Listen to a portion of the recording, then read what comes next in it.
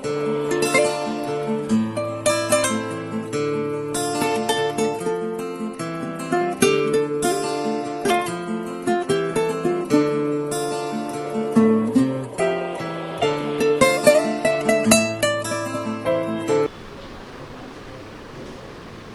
வணக்கம். உலக தொல்காப்பிய மன்றத்தினுடைய தொடர்பொழிவு தொடங்குகிறது. வரவேற்புரை முனைவர் பத்மநாபன் ஐயா. உலக தொல்காப்பிய மன்றத்தின் புதுச்சேரி கிளை தன்னுடைய 6வது தொடர்பொழிவை இன்று வெற்றிகரமாக நடத்தி கொண்டிருக்கிறது. இந்த தொடர்பொழிவை நிகழ்த்து வந்திருக்கும் கடலூர் பெரியார் அரசு கலைக்கல்லூரியின் முன்னாள் தமிழ் பேராசிரியர் ஐயா ராச குழந்தைவேலனார் அவர்களே,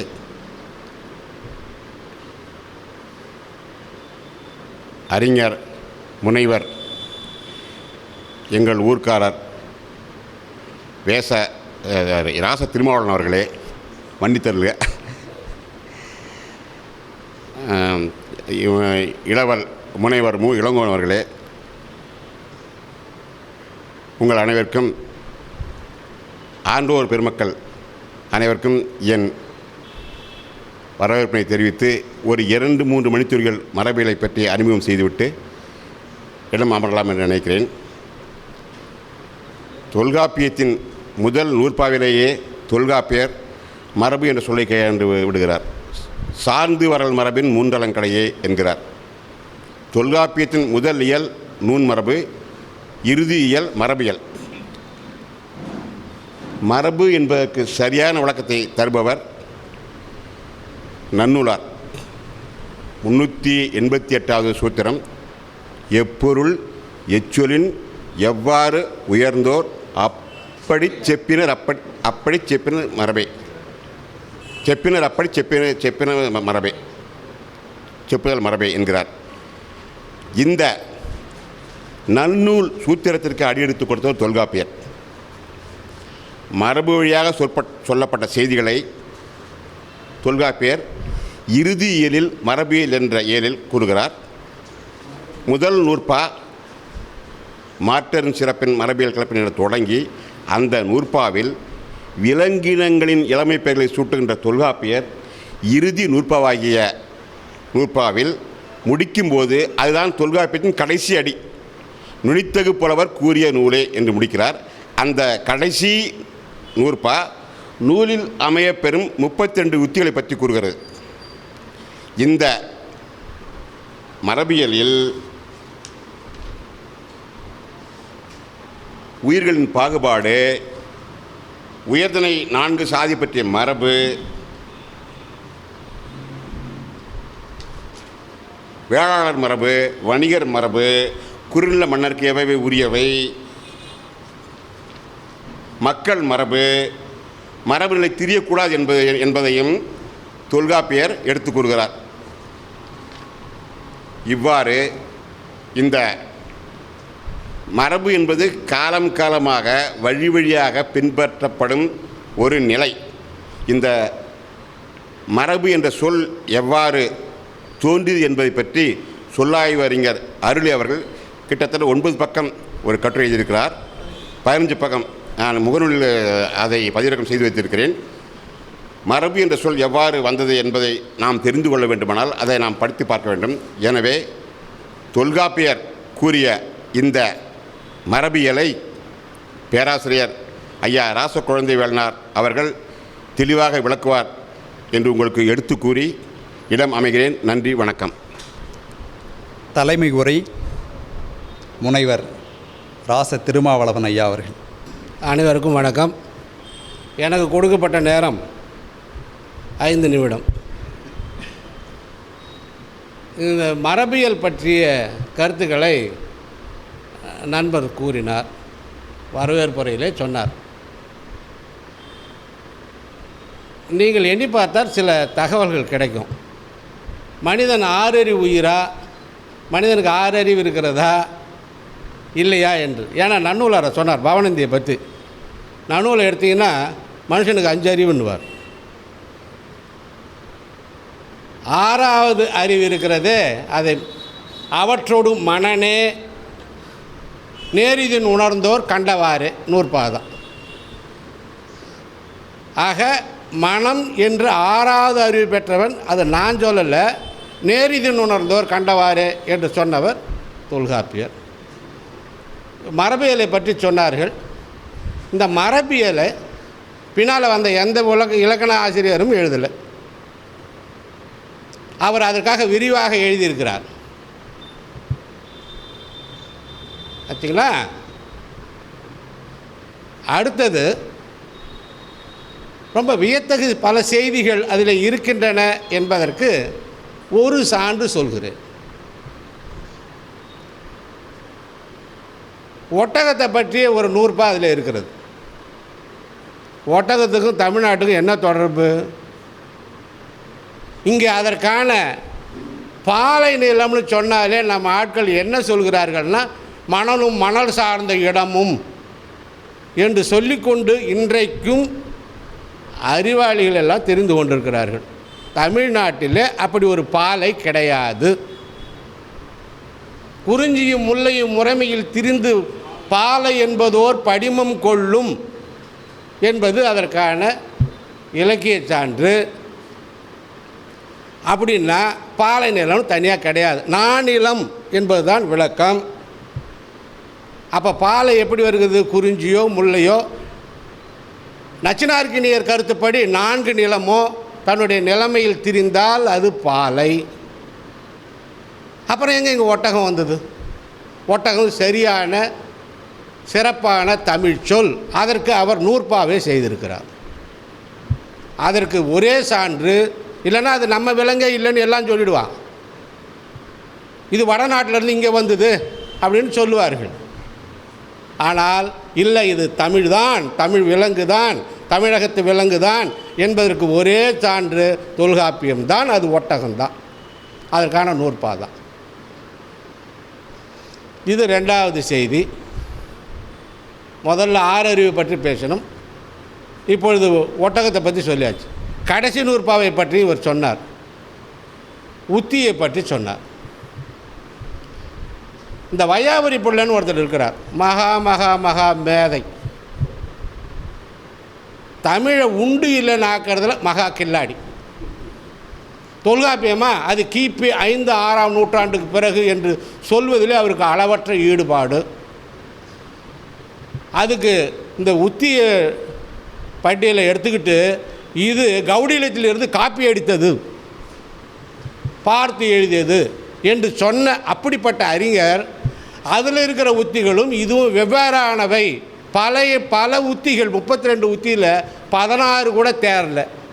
கௌடியத்தில் இருக்கிற உத்திகளும் தொல்காப்பியர் சொன்ன உத்திகளும் வெவ்வேறானவை என்று அறியாமலே ஒரு வையாபுரி பிள்ளை எப்படி இப்படி கதை விட்டார் என்று அறிஞர்கள் இன்றும் சொல்லவில்லை. வடமொழியில் கௌடியத்துக்கு முன்னாடி உத்திகளை பற்றி வருகிறது. சரக சமிதை என்ற ஒரு மருத்துவ நூல். அந்த நூலிலே எதிர்பாராமல் உத்திகளை பற்றி பேசுகிறார்கள். அதுலேயும் 30 உத்திகளை பற்றி இருக்குது. ஆனால் அதில் இருக்கிற உத்திகளும் இதுவும் வெவ்வேறானவை. நிறைய உத்திகள் வேறுபடுகின்றன. அடுத்தது, இந்த உத்திகள் எல்லாம் எதற்காக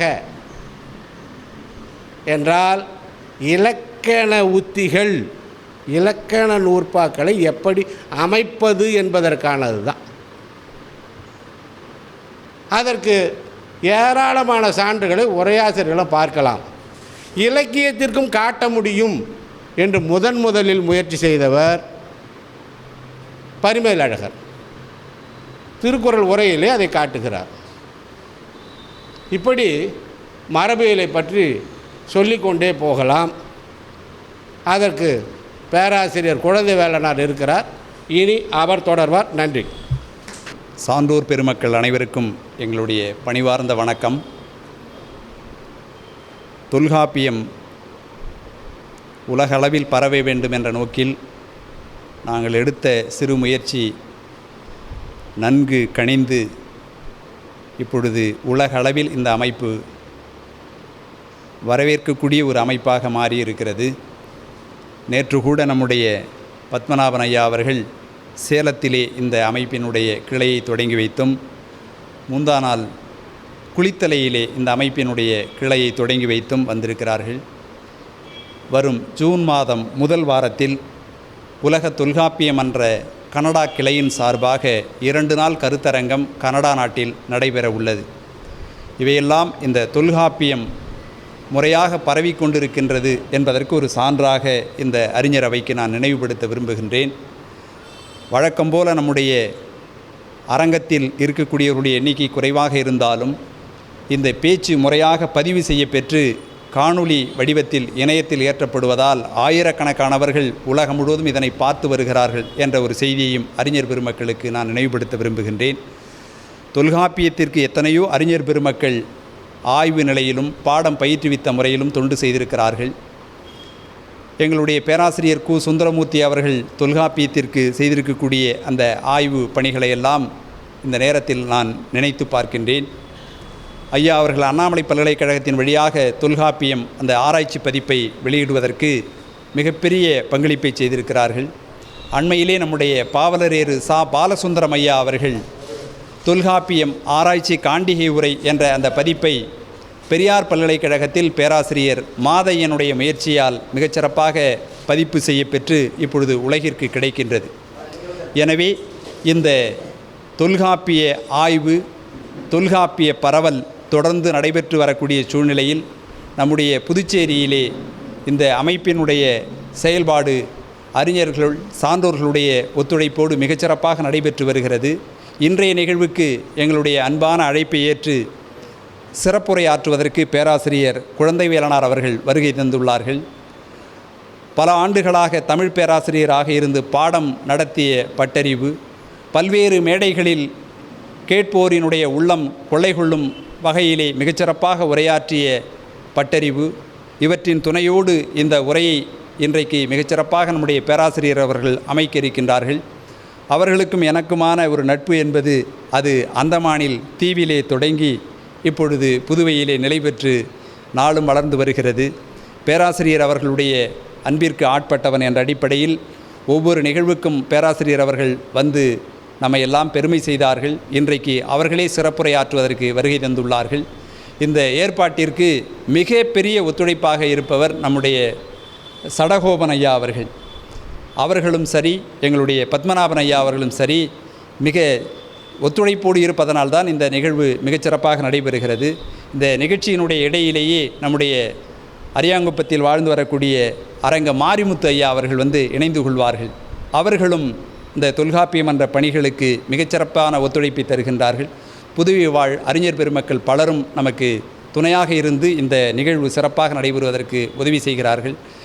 இன்றைய தலைமை தாங்குவதற்கு பாரதிதாசன் ஐயா அவர்கள் ஏற்பாடு செய்திருந்தோம். அவர்கள் தவிர்க்க முடியாத காரணத்தில் வெளியூரில் இருப்பதனால் உடனடியாக தலைமை தாங்குவதற்கு எங்களுடைய நண்பர் பேராசிரியர் ஐயா முனைவர் ராச திருமாவளவன் அவர்களை கேட்டுக்கொண்டவுடன் இசைவு தந்து இந்த நிகழ்ச்சிக்கு தலைமை தாங்க வருகை தந்தார்.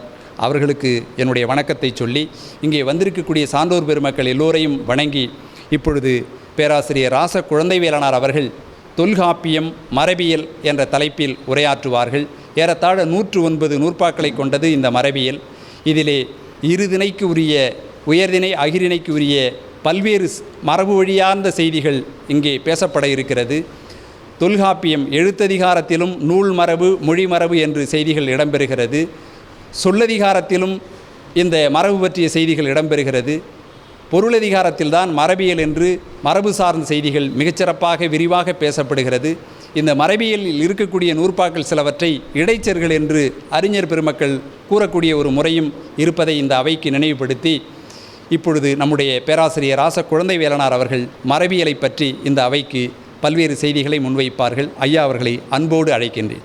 புதுச்சேரி கிளை சார்பில் நடைபெறுகிற தொல்காப்பியம் தொடர் சொற்பொழிவு நிகழ்ச்சியின் இந்த 6வது நிகழ்ச்சிக்கு தலைமையேற்று சிறப்பான ஒரு அறிமுகத்தையும் வழங்கியிருக்கிற என்னுடைய நீண்டகால இனிய நண்பர் இராச திருமாவளவன் அவர்களே, இந்த நிகழ்ச்சியில் வரவேற்புரை வழங்கிய என்னுடைய அன்பிற்கு மிக நெருங்கிய நண்பர், பாசமிகு அருமென்பர் முனைவர் பத்மநாபன் அவர்களே, என்னை பற்றி ஒரு சிறிய அறிமுகத்தை மிக சிறப்பாக வழங்கியிருக்கிற உலக தொல்காப்பிய மன்றத்தினை மிகுந்த முனைப்போடு நிறுவி உலகம் முழுவதும் பரப்பிக் கொண்டிருக்கிற அருமை நண்பர் பேராசிரியர் முனைவர் மு. இளங்கோவன் அவர்களே, வருகை தர இயலாத சூழ்நிலையில் இருக்கிற பாரதிதாசன் அவர்களே, வருகை தர இருக்கிற புரவலர் அரங்க மாரிமுத்து அவர்களே, இந்த நிகழ்ச்சிக்கு நன்றி உரை ஆற்ற இருக்கிற சக்திவேல் அவர்களே, தொடக்கத்திலே குறைவாக தோன்றினாலும் அரங்கத்திலே நிறைவாக வருகை புரிந்திருக்கிற அறிஞர் பெருமக்களே, உங்கள் அனைவருக்கும் என்னுடைய நெஞ்சார்ந்த நன்றியை முதற்கண் தெரிவித்துக் கொள்கிறேன். தொல்காப்பியத்தில் பேசுவது என்பது முதல்ல ஒரு அச்சத்தை தரக்கூடியது. எனக்கு, உங்களுக்கு இல்லை, நீங்கள்லாம் கற்றுத்துறை போகியவர்கள், சான்றோர்கள். அதே சமயத்தில் உங்கள் முன்னாடி பேசுவது அதைவிட அச்சத்தை தரக்கூடியது. என்றாலும் கூட இன்றைக்கு பேச வந்திருக்கிற நான் கொஞ்சம் கூட அஞ்சவில்லை. அதற்கு காரணம், நான் தவறாக பேசினாலும் அதை திருத்தி சரியாக எடுத்துக்கொள்ளக்கூடிய ஆற்றல் வாய்ந்த அறிஞர்கள் என் முன்னே இருக்கிறீர்கள். அதனால் எனக்கு அச்சமில்லை.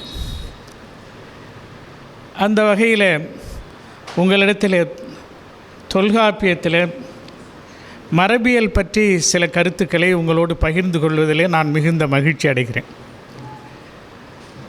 இந்த பேச்சு எப்படி இருக்க வேண்டும் என்று எனக்கு நல்ல ஒரு வழியை அமைத்து கொடுத்தார்கள் நண்பர் பத்மநாபன் அவர்களும், திருமாவளவன் அவர்களும், இளங்கோவன் அவர்களும். அந்த 3 பேர் பேசுகிற தொகுத்தாலே மரபியல் பற்றி நான் பேச வேண்டிய தேவையில்லை. அது ஒரு சுருக்கம் அவர்கள் சொன்னது. அதை நான் விரித்து சொல்ல வேண்டும், அவ்வளவுதான். இந்த மரபியல் என்பதில் நான் ஒரு 4 பகுதியாக 4 தலைப்புகளிலே உங்களோடு பகிர்ந்து கொள்ள நினைத்திருக்கிறேன். ஒன்று, தொல்காப்பியம் முழுவதும் மரபு என்கின்ற சொல்லின் ஆளுமை. அது பற்றி சொல்லிட்டாங்க. அந்த எழுத்ததிகாரம், சொல்லதிகாரம், பொருளதிகாரம் முழுமைக்கும் இந்த மரபு எப்படி கடைசி வரை, தொடக்கத்திலிருந்து இறுதி வரை ஆளுமை செலுத்துகிறது என்பதை பற்றி சொல்லியிருக்கிறார்கள். அதற்கு அடுத்து நான் எடுத்துக்கொண்டு பேச இருக்கிற ஒரு தலைப்பு பகுதி பொருள் என்ன என்பதை பற்றியது 2வது பகுதி. 3வது பகுதி, இந்த மரபனுடைய இன்றியமையாமை பற்றி தொல்காப்பியர் என்ன சொல்லுகிறார், மரபை பின்பற்ற வேண்டியதனுடைய இன்றியமையாமை பற்றி தொல்காப்பியர் என்ன சொல்கிறார். 4வது பகுதி, மரபியலில் தொல்காப்பியர் கூறியிருக்கிற செய்திகள் என்ன. இதான் இந்த 4 தலைப்பில் உங்களிடத்திலே நான் கருத்துக்களை பகிர்ந்து கொள்வதற்காக இருக்கிறேன். இந்த 4 தலைப்பு என்ன அப்படி நீங்கள் மறுபடியும் கூட பார்த்தா, தொல்காப்பியம் முழுவதுக்கும் மரபினுடைய ஆளுமை. 2வது, மரபு என்பதற்கு தொல்காப்பியர் கொள்ளுகிற பொருள் விளக்கம். 3வது, மரபை பின்பற்ற வேண்டியதனுடைய தேவை, இன்றியமையாமை. 4வது, மரபியல் செய்தியாக தொல்காப்பியர் எவற்றை சொல்லுகிறார் என்பதுதான். இந்த 4 தலைப்பில் இன்றைக்கு என்னுடைய கருத்தை உங்களிடத்திலே பகிர்ந்து கொள்வதற்காக இருக்கிறேன். அப்படி பார்க்கிற பொழுது தொல்காப்பியத்தில் மரபினுடைய ஆளுமை என்று பார்த்தால், மரபியல் என்று ஒரு தனியாக ஒரு இயல் இருக்கிறது. அதுதான் கடைசி இயல். அதுக்கு முன்னாடி செய்யுளியல். ஒவ்வொரு அதிகாரத்துக்கும் 9 இயல். எழுத்ததிகாரம் 9 இயல், சொல்லதிகாரம் 9 இயல், பொருளதிகாரம் 9 இயல், மொத்தத்தில் 27 இயல். அந்த 27 இயலில் இறுதியாக இருக்கிற 27வது இயல் மரபியல். அப்போ மரபியல் என்று ஒரு இயலை கடைசியிலே இறுதியிலே தொகுத்து அவர் சொல்லியிருந்தாலும் கூட அந்த மரபு என்பது தொல்காப்பியம் முழுமைக்கும் ஆளுமை செலுத்துகிறது என்பதுதான் அந்த மரபு என்ற சொல்லினுடைய மரபினுடைய சிறப்பு. அப்படி பார்க்கிற பொழுது முதல் எடுத்த உடனே எழுத்ததிகாரத்திலே மரபு பற்றி சொல்லுகிற பொழுது சொல்கிறார் நூல் மரபு. முதல் இயல் எழுத்ததிகாரத்தில் 1வது இயல் நூல் மரபு, அது பேரே நூல் மரபு. எழுத்ததிகாரத்தில் 2வது இயல் மொழி மரபு என்று சொல்லுகிறார். அதற்கு அடுத்து நாம் பார்க்கிற பொழுது நூல் மரபில் எழுத்தினுடைய வகை, எழுத்தினுடைய மாத்திரைன்னா என்ன, ரொம்ப பேர் வயது முதிர்ந்தவர்கள் நாம் தினம் சாப்பிட்ற அந்த மாத்திரை நினைத்து கொள்ளக்கூடாது. நீங்கள் நினைக்கலாம், நான் நினச்சிக்குவேன். ஏன்னா மாத்திரையில் தான் என்னுடைய யாத்திரையை நிகழ்ந்து கொண்டு இருக்கிறது. மாத்திரை என்று சொன்னால் ஒரு எழுத்தை உச்சரிக்கிற கால அளவு, அப்புறம் எண், வடிவு, இவற்றையெல்லாம் நூல் மரபில் சொல்லுகிறார். மொழி மரபு என்று வருகிற பொழுது அதில் சார்பு எழுத்துக்கள், அளபெடை, எழுத்துக்கள் மொழி ஆவது ஆகியவற்றை சொல்லுகிறார் மொழி மரபில். இது எழுத்ததிகாரத்தில் மரபு பற்றிய செய்திகள். சொல்லதிகாரத்தில் மரபு பற்றி எங்கே சொல்லுகிறார் என்று பார்த்தால் எச்சவியல் என்கின்ற இயல் 9வது இயல். சொல்லதிகாரத்தில் 9வது இயல் தான் இறுதி இயல், எச்சவியல். அந்த இயலில் சில மரபு வகைகள் என்று சொல்லுகிறார். அப்படி சொல்லுகிற பொழுது அவையல் கிளவி, அவியல் கிளவி இல்லை, அவையல் கிளவி, அவையில் சொல்லக்கூடாத சொல் அவையல் கிளவி, அப்புறம் இரவின் கிளவி, ஒரு பொருளை கேட்கிற பொழுது சொல்லக்கூடிய சொற்கள், கையாளக்கூடிய சொற்கள். அதற்கு அடுத்து அந்த கடிசொல் இல்லை காலத்து படினே என்ற கருத்து. கடிசொல் இல்லை காலத்து படினே என்று சொன்னால் பிற மொழியிலிருந்து வருகிற எந்த சொல்லாக இருந்தாலும் நாம் ஏற்றுக்கொள்ள வேண்டும் என்று பொருள் கொள்ளக்கூடாது. காலப்போக்கில் புதிய புதிய கண்டுபிடிப்புகளை வருகிற பொழுது அதற்கு புதிய சொல்லாக்கங்களை நாம் செய்ய வேண்டும் என்று தான் கொள்ள வேண்டுமே தவிர, பிற மொழியில் இருந்தெல்லாம் புதிய புதிய சொற்கள் வந்தால் அதெல்லாம் ஏற்றுக்கொள்ள வேண்டும் என்று சொல்லியிருக்கிறார் என்று நாம் மொழியில் கலப்பு செய்து மொழியினுடைய தூய்மையை பாழாக்கக்கூடாது. அப்புறம் குறையல் கிளவி, குறைசொல் கிளவி, கிளவின்னா சொல். குறைசொல் கிளவி முதற்குறை, இடைக்குறை, கடைக்குறைலாம் சொல்கிறோம். தாமரை என்று சொன்னால் பாடல் எழுதுகிற போது, செய்யுள் எழுதுகிற போது மறை இதழ், தாமரை இதழ்னா தா என்கின்ற முதலை குறைத்து மறை இதழ் என்றெல்லாம் எழுதுகிறோம், அதை சொல்லுகிறார். அப்புறம் ஒரு பொருள் உணர்த்தும் இரு சொற்கள், ஒரே பொருளை உணர்த்தக்கூடிய 2 சொற்களை சேர்த்து சொல்லுகிறதும் ஒரு வழக்கு உண்டு. அதுக்கு நிவந்தோங்கு என்று எடுத்து காட்டுவார்கள் உரையாசிரியர்கள். அல்ல உயர்ந்தோங்கு அப்படின்னாலும் அது ஒரு பொருளை உணர்த்தக்கூடிய 2 சொற்கள் சேர்ந்து வருவது. இவற்றையெல்லாம் சொல்லதிகாரத்தில் சொல்லுகிறார், அந்த சில மரபு வகைகள் என்று. அதற்கடுத்து பொருளதிகாரத்தில் தான் கடைசி இயல் மரபியல். பொருளதிகாரத்தில் செய்யுளியல் முன்னாடி இருக்குது. 8வது இயல் செய்யுளியல், 9வது இயல் மரபியல்.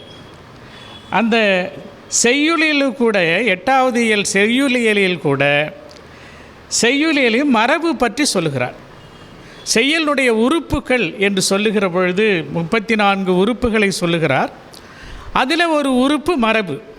செய்யுளியலில் சொல்லப்படுகிற 34 உறுப்புகளில் ஒரு உறுப்பாக மரபு இருக்கிறது. மரபும் தூக்கும் என்று வரும். அதில் சொல்லுகிற பொழுது ஒரு நூற்பாவை பார்க்கிறோம். மரபேதானும் நாற்சொல்லியலான் மரபு வழிபட்டன்று அப்படின்னு சொல்ல. இந்த மரபு என்பது 4 சொற்களின் அடிப்படையில் எழக்கூடியது என்று சொல்லுகிறார். அந்த 4 சொற்கள் பெயர்ச்சொல், வினைச்சொல், இடைச்சொல், உரிச்சொல் ஆகிய 4 சொற்கள். சில உரையாசிரியர்கள் அதை இயற்சொல், திரிசொல், திசைச்சொல், வடச்சொல் என்று சொல்லுகிறார்கள். அது ஏற்புடைய ஒரு கருத்தாக இல்லை. அது தமிழில் இருக்கக்கூடிய அந்த 4 வகைப்பட்ட சொற்களின் அடிப்படையிலே மரபு சொற்கள் உருவாகின்றன என்று சொல்கிறார்.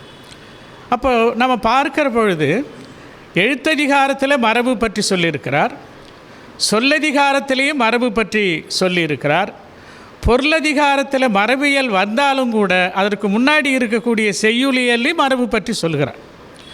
ஆக மரபு என்பது மரபு தொடர்பான செய்திகள் தொல்காப்பியத்தினுடைய தொடக்கம் முதல் இறுதி வரை ஆளுமை செலுத்துகிறது என்று சொன்னால் மரபியல் எந்த அளவுக்கு இன்றியமையாதது என்று தொல்காப்பியர் எண்ணுகிறார் என்பதனை இதன் வாயிலாக நாம் தெரிந்து கொள்ள முடியும்.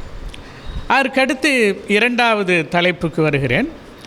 மரபு என்கின்ற சொல்லுக்கு தொல்காப்பியர் என்ன கருத்து சொல்கிறார், என்ன பொருள் சொல்கிறார் என்று பார்க்கிற பொழுது, நூல் மரபு என்று சொன்னால் அந்த எழுத்தினுடைய இலக்கணம். நூல் மரபு என்று சொல்லுகிற பொழுது எழுத்தினுடைய இலக்கணம். அப்போ தொல்காப்பியர் மரபு என்பதற்கு இலக்கணம் என்கின்ற பொருளை கொள்ளுகிறார். இலக்கணம் என்கின்ற ஒரு பொருளை கொள்ளுகிறார்.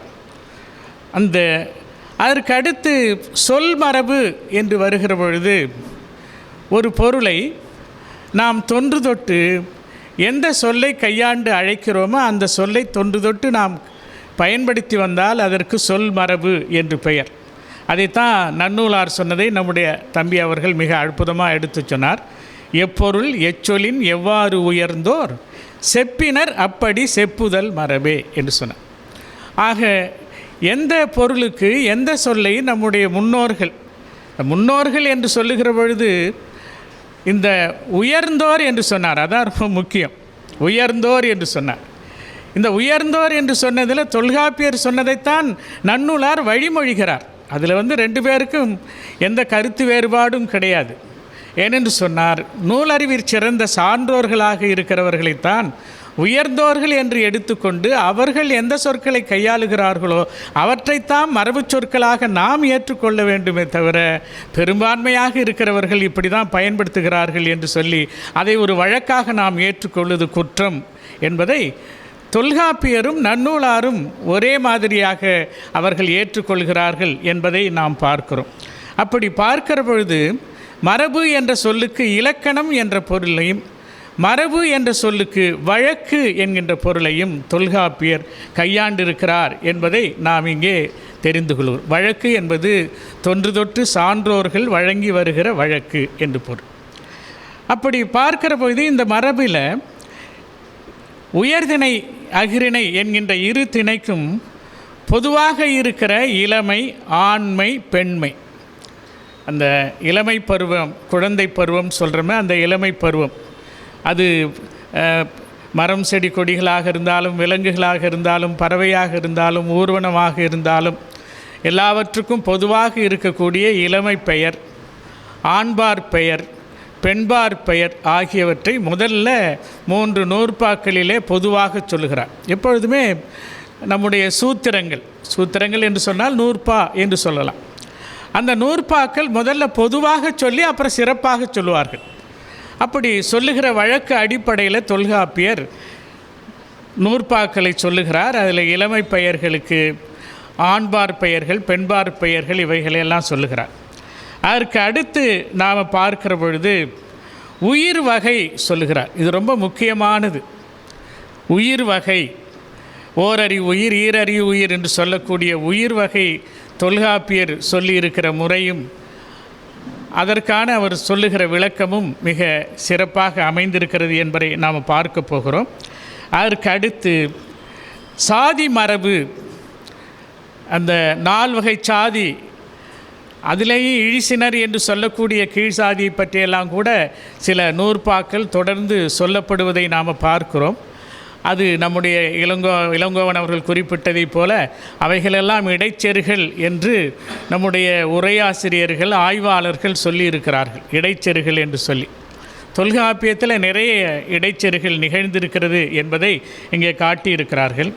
அதற்கடுத்து இறுதியில் நூலின் மரபு என்று சொல்லி நூல் எப்படி இருக்க வேண்டும், நூலினுடைய உறுப்பாக இருக்கிற சூத்திரம் என்ன, நூலில் நாம் செய்யக்கூடாத குற்றங்கள் எவை, அப்புறம் 32 வகையான உத்திகள். உத்திகள் என்று சொன்னால் ஒரு பொருளை எப்படி விளக்குகிற தன்மை, அதுதான் உத்தி என்று பெயர் என்று விளக்கி சொல்லுகிறார்கள் உரையாசிரியர்.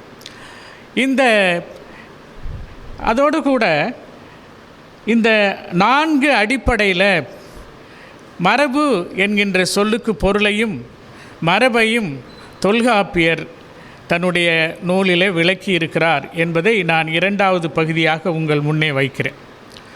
அதுதான் என்னன்னு சொன்னால், அந்த இளமை பெயர், ஆண்பார் பெயர், பெண்பார் பெயர், அதற்கு பிறகு சாதி மரபு, உயிர் வகை, நூலின் மரபு ஆகியவற்றை சொல்லுகிறார் என்பதை 2வது பகுதியாக உங்கள் முன்னே வைக்கிறேன். அதற்கடுத்து 3வது பகுதியாக நான் உங்களிடத்தில் சொன்னது மரபின் இன்றியமையாமை.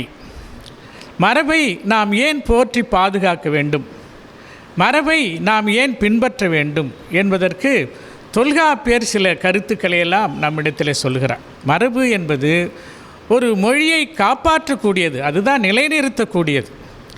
மரபு என்பது பழைய ஓவியங்கள்லாம், இங்கே ஓவியங்கள்லாம் இருக்குது. சில பழைய காலத்தில் அரண்மனைகளை வைத்த ஓவியங்கள்லாம் கூட இன்றைக்கும் அப்படியே ஒளி மங்காமல் இருக்கின்ற, அழகு மங்காமல் இருப்பதை நாம் பார்க்கிறோம். அதற்காக பயன்படுத்தப்பட்ட வண்ணம், அதை சுற்றி போட்டிருக்கிற ஃப்ரேம் என்று சொல்லுகிறோமே, சட்டம் இருக்கிறதே, அது எப்படிப்பட்ட தேர்ந்த மரத்தில் அவர்கள் போட்டிருக்கிறார்கள் என்பதெல்லாம் அந்த ஓவியத்தை நீண்ட காலத்துக்கு பாதுகாத்து வைக்கிறது. அதுபோல் ஒரு மொழிக்கு மரபு என்பது அந்த மொழியை பாதுகாத்து வைப்பது, மொழியினுடைய வளர்ச்சிக்கு அடிப்படை.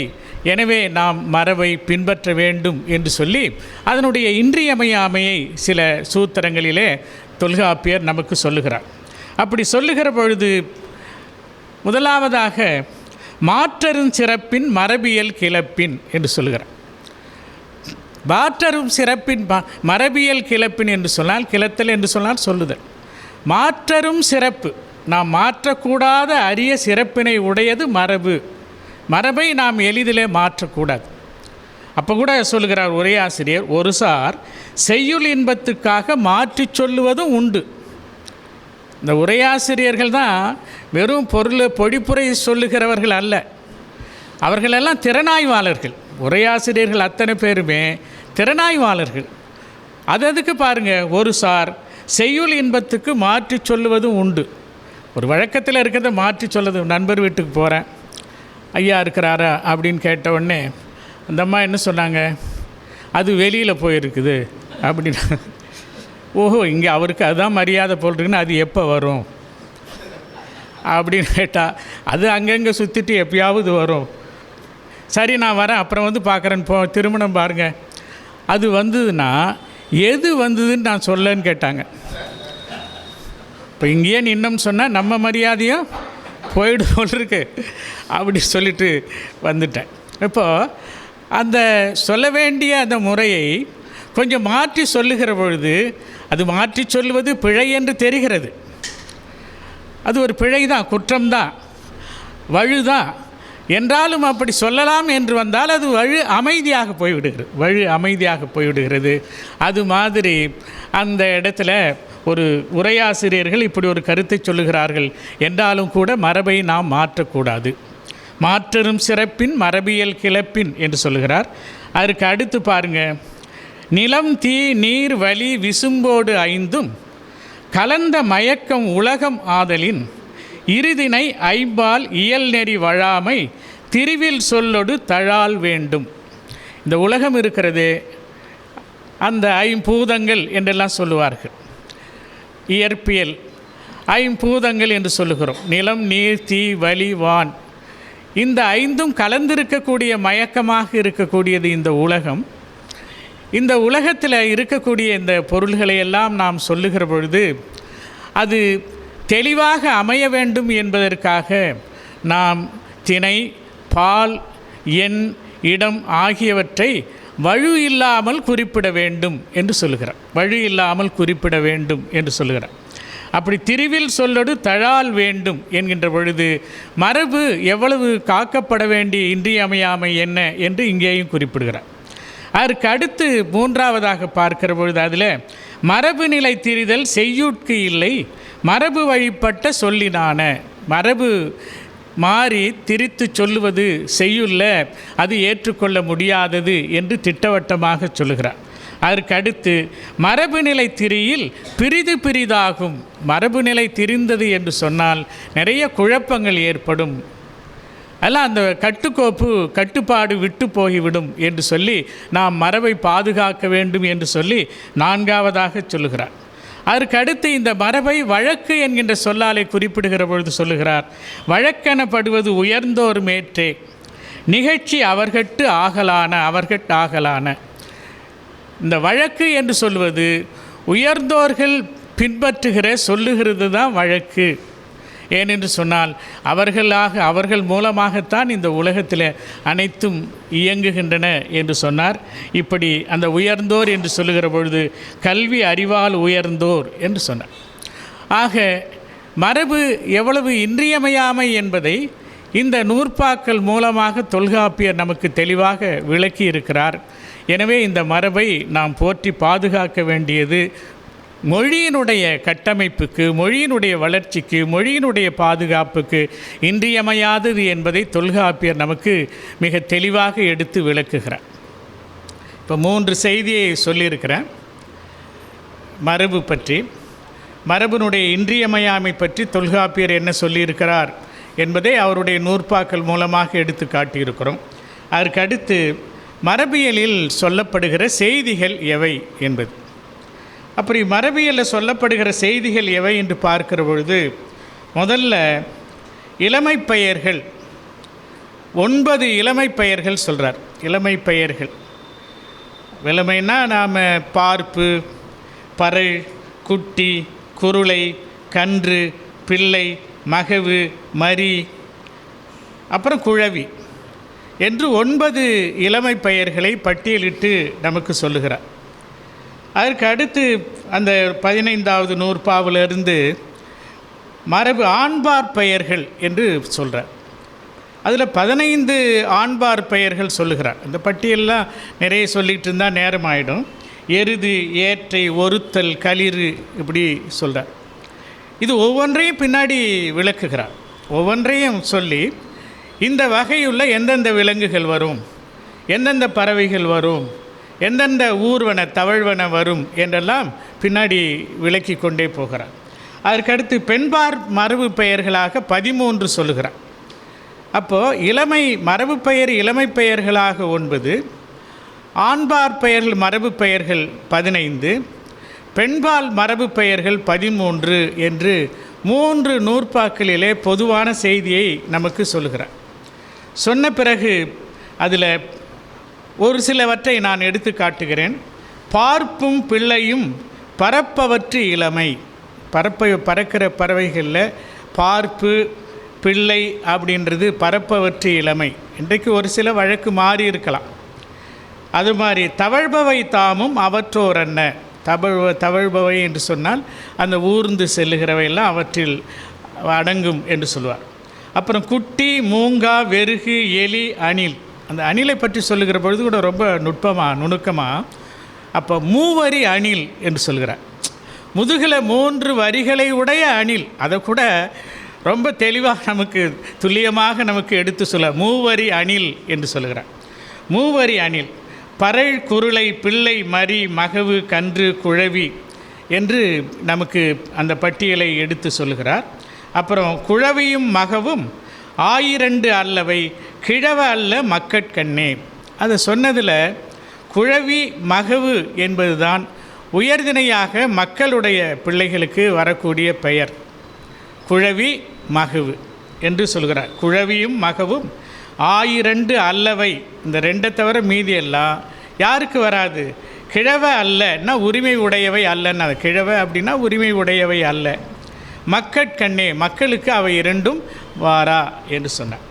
அதற்கு அடுத்தது இப்படி சொல்லிக்கிட்டே வந்தவர் பிள்ளை, குழவி, கன்றே போத்தன கொல்லவும் அமையும் ஓரறி உயிர்க்கே இப்படி சொல்லிக்கிட்டே வந்தவர் அப்போ அந்த தாவரத்துக்கு வந்துட்டார்.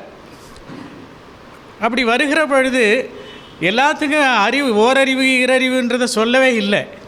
கடைசியாக வருகிற பொழுது என்னென்னா இந்த பிள்ளை குழவி கன்று போத்து என கொல்லவும் அமையும் ஓரறிவு உயிர்க்கே. ஓரறிவு உயிர்களுக்கு இளமை பெயர்களாக வருபவற்றை பிள்ளை குழவி கன்று போத்து இப்படியெல்லாம் சொல்லலாம். ஆனாலும் கூட நெல்லும் புல்லும் நேரோர் ஆண்டே. நெல் புல் இரண்டுக்கும் நாம் இந்த பிள்ளை குழவி கன்று போத்து என்கின்ற மரபு சொற்களை கையாள முடியாது என்று சொன்னார். இப்படி சொல்லுகிற பொழுது ஓரறிவு உயிர்க்கேன்னு சொன்னார் பாருங்க, அவருக்கு உடனே ஞாபகம் வந்துடுச்சு. உயிர்களை பற்றி ஞாபகம் வந்த உடனே சொல்லிக்கிட்டே வந்தவர் ஆண்பார் மரபு பெயர்கள் பெண்பார் மரபு பெயர்கள் இவற்றை சொல்லுவதை அப்படியே நிறுத்திட்டு அந்த உயிர் வகைக்கு ஒரு தாவிட்டார். உயிர் வகைக்கு தாவினார். அப்படியே நிறுத்திட்டு உயிர் வகைக்கு தாவின உடனே என்ன சொன்னார்? உயிர்களுடைய பகுப்பு சொல்லுகிற பொழுது ஒன்றறிவதுவே உற்றறிவதுவே சொல்லுகிறார். முதல்ல ஓரறி உயிர்னா என்ன, ஈரறி உயிர்னா என்ன, மூவரி உயிர்னா என்னன்னு சொல்லிடுறாரு. அப்புறம் ரெண்டாவது ஒரு முறை என்ன சொல்கிறாருன்னா, ஓரறி உயிர்னா இந்த இது விலங்குகளோ அல்ல பறவைகளோ செடி கொடியோ என்னென்னது, ஈரறி உயிர்னா என்னென்னது என்று ஒவ்வொரு வகைக்கும் எடுத்துக்காட்டுகளை சொல்லிக்கொண்டே வருகிற முறையை நாம் இதில் பார்க்கிறோம். ஆனால் நன்னூலார் ஒரே முறையிலேயே ஓரறி உயிர்னா இது இது இது அப்படின்னு சொல்லிடுறார். ஆனால் தொல்காப்பியர் அந்த பட்டியலை ஒரு முதல்லேயும் அந்த வகைப்பாட்டில் வரக்கூடிய உயிரினங்களை இரண்டாவதும் தனித்தனியாகவும் சொல்லி கொண்டு வருகிற முறையை நாம் இதில் பார்க்குறோம். அப்படி பார்க்கிற பொழுது ஒன்றறிவதுவே உற்றறிவதுவே அப்படின்னு சொன்னார். இந்த முதல் அறிவுன்னு சொன்னால் தொட்டு உணர்கிற உணர்வை உடையது உற்றறிவது அப்படின்னு சொன்னார். உடம்பினாலே தொட்டு உணர்கிற உணர்வை உடையது அப்படின்னு சொன்னார். இரண்டறிவதுவே அவற்றோடு நாவே என்று சொன்னார். மூன்றறிவதுவே அவற்றோடு மூக்கே. நான்கறிவதுவே அவற்றோடு கண்ணே. ஐந்தறிவதுவே அவற்றோடு செவியே. ஆறறிவதுவே அவற்றோடு மனனே. நேரிதின் உணர்ந்தோர் நெறிப்படுத்தினரே. இது முதல்ல உயிர் வகை பற்றி தொல்காப்பியர் சொல்லுகிற நூற்பா. இதில் ஒன்றறிவதுவே உற்றறிவதுவே என்கின்ற அந்த அந்த உயிர் வகைக்கு ஒன்றறிவதுவே உற்றறிவதுவே என்கின்ற அந்த உயிர் வகையை சொல்லுகிற பொழுது அதற்கு பல்வேறு விளக்கங்களும் சொல்லுகிறார். அந்த புல்லும் மரணும் ஓரறிவினவே பிறவும் உளவே அக்கிளை பிறப்பே என்று சொல்லி அந்த ஓரறிவு உயிர் உற்றறிவது என்று சொன்ன பிறகு அதுக்கு விளக்கம் சொல்லுகிற பொழுது அடுத்த முறையில் புல்லும் மரணும் ஓரறிவினவே பிறவும் உளவே அக்கிளை பிறப்பே என்று சொன்னார். அப்போ புல் மரம் இது ஓரறிவு உயிர், அது தொட்டு உணர்கிற உணர்வை உடையது. இது இல்லாமல் பல உயிர்களும் உண்டு, பல உயிரினங்கள். புல் மரம் தவிர மீதி தாவரங்கள் வேறு எதுவும் இல்லையா? இருக்குது. ஆனால் உரையாசிரியர்களுடைய அந்த அழகு பாருங்கள், அதான் பாருங்கள்.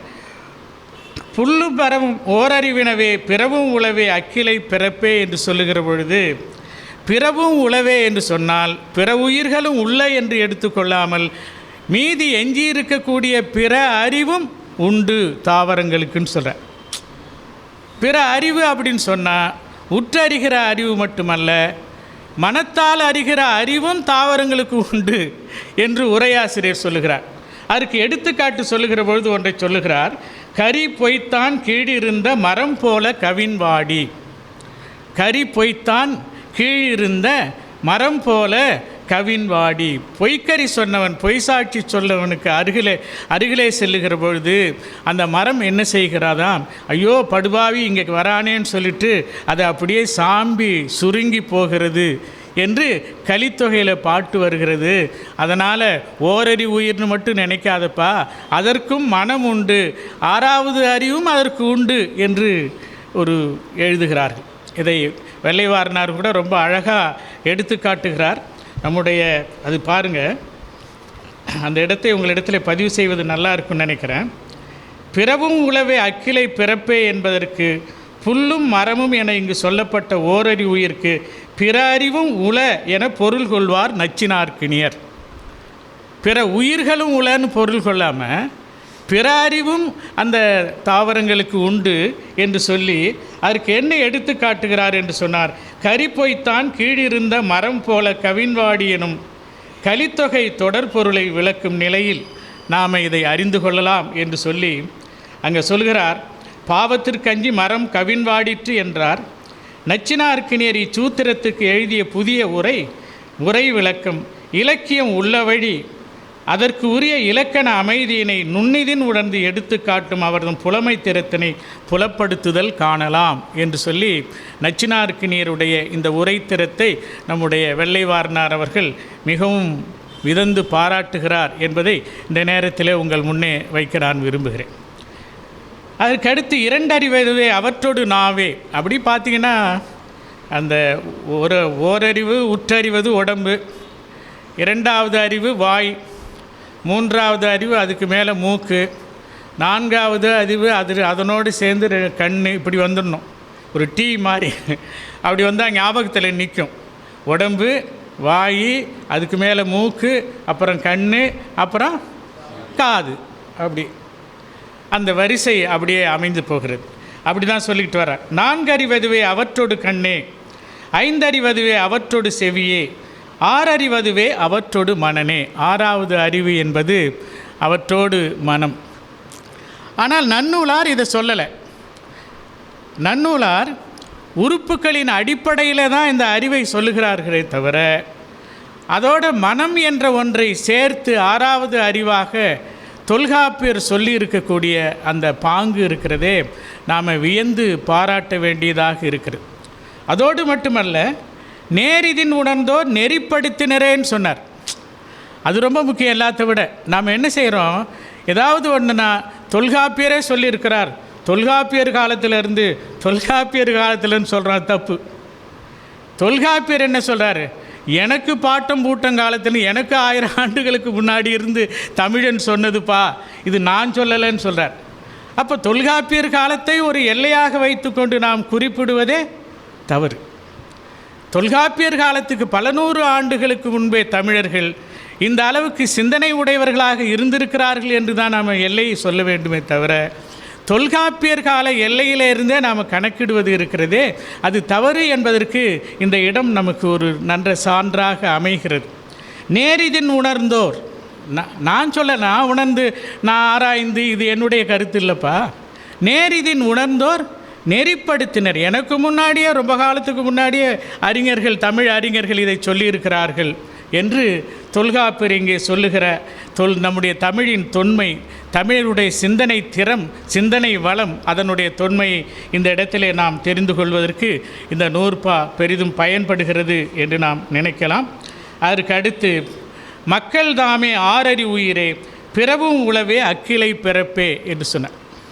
மக்கள் தாமே ஆறறி உயிரே பிறவும் உளவே அக்கிளை பிறப்பே என்று சொன்னதை பார்க்கிற பொழுது அப்புறம் எல்லாம் சொல்கிறாங்க, பல உரையாசிரியர்கள் பிறவும் உளவே என்று சொன்னால் தேவர் நரகர் அப்படியே சொல்லிகிட்டு இருக்கிறாங்க.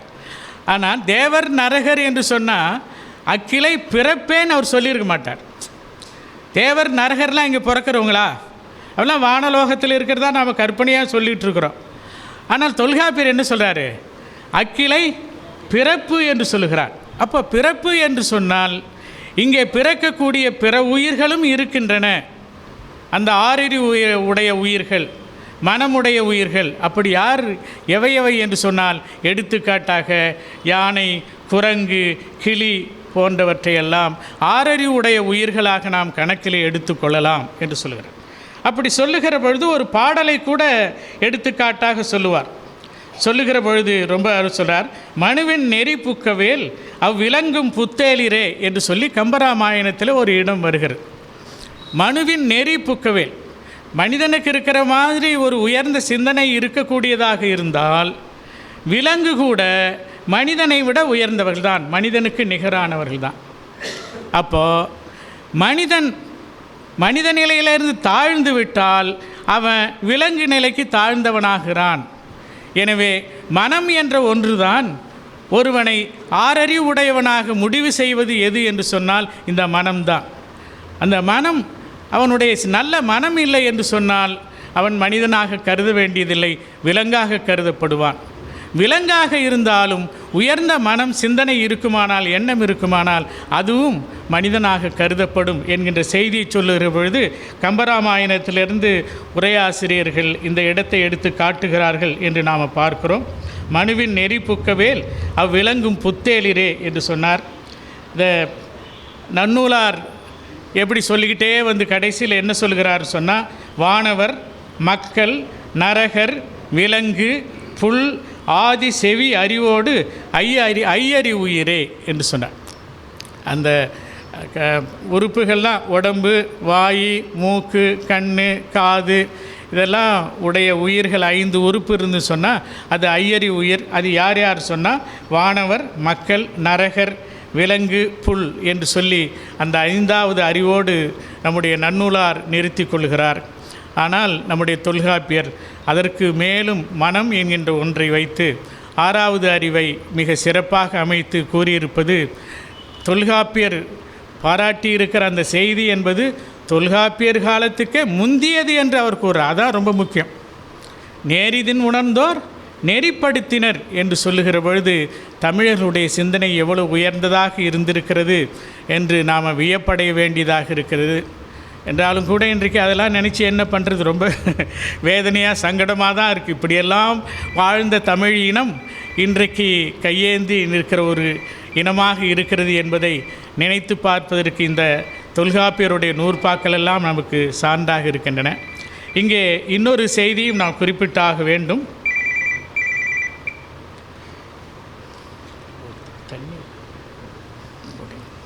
இப்படி வச்சிருக்கேன். திருவாசகத்தில் கூட இந்த உயிர் வகை பற்றிய செய்தி வர்றதை நாம் பார்க்குறோம். ரொம்ப பேர் தொல்காப்பியன்னு ஒன்று இருக்குன்னே தெரியாமல் திருவாசகத்திலே எப்படி வருது அப்படி வருதுன்னு சொல்லிட்டு ஊரே கலக்கிக்கிட்டு இருக்கிறாங்க. ஆனால் திருவாசகத்துக்கு முன்னாடி நம்முடைய தொல்காப்பியர்